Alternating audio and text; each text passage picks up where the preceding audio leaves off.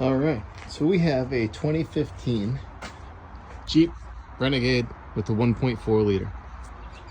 The problem I have is we replaced the engine, we have no ignition.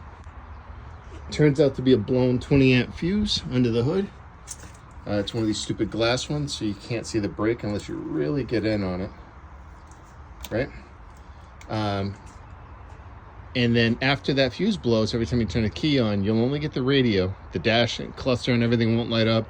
The windows will only work for a second. You're thinking huge, major electrical issue. That's not it. Me and my buddy made a mistake on the starter wire. So here is what we have. That is the starter. This is the solenoid right here. And what happens is it's supposed to be a signal wire, a spacer, a nut, and then the big battery terminal. And what happens is the signal wire only touches this little silver collar on the beginning.